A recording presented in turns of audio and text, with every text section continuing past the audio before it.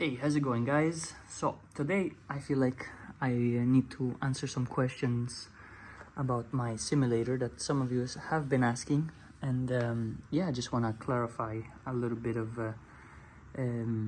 information that I've put across and people have commented on this playseat. I've got some ridiculous comments saying that it's fake, etc., which it's not the case. This is actually just an older version of Playseat from the era of Red Bull Racing, when I was racing with Sebastian Vettel at the time. I've put that, so never mind that. But it is an original Playseat, and I've done some research, and also the new Playseats, well, geometrically has not changed.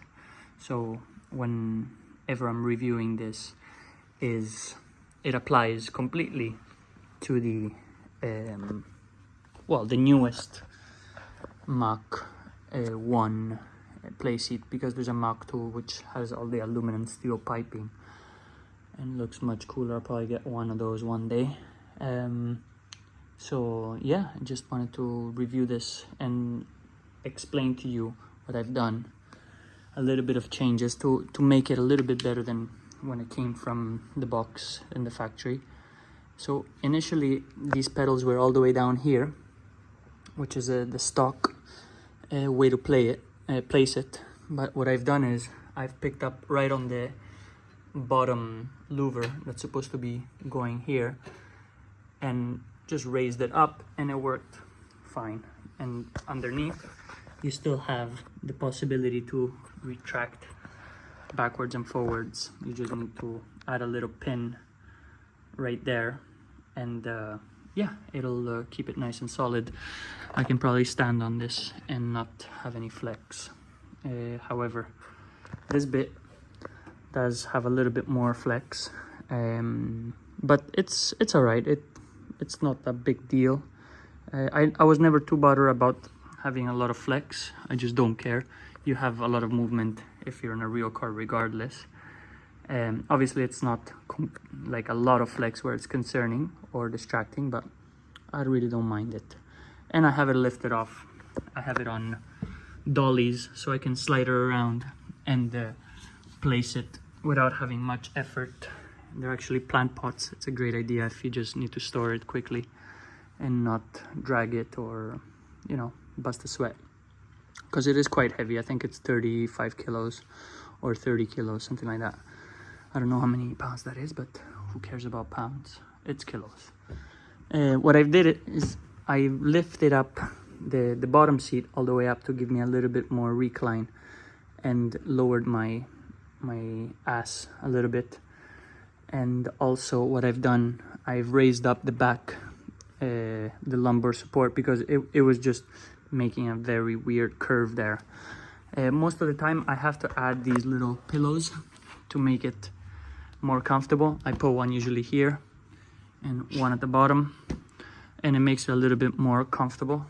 But I'm telling you, after an hour and a half, 2 hours, it is not very comfortable. And people keep saying that Formula 1 seat is not supposed to be comfortable, but it actually is supposed to be very comfortable. I've been actually trying to buy one on eBay. I had a few guys pulling out due to transport, but the idea was to keep the bottom structure and just fit a real Formula 1 race seat in here, which I will be doing one day with a little bit of patience and time.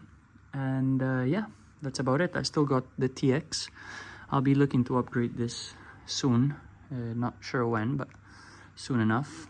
I got my Ferrari steering wheel, the Thrustmaster F1 from 2012. I've added a couple of knobs. I think they come from a sound system. You just bolt them in and tighten it there. It just gives you a little bit more positive feel than the plastic stupid black ones. It makes it look a little bit nicer.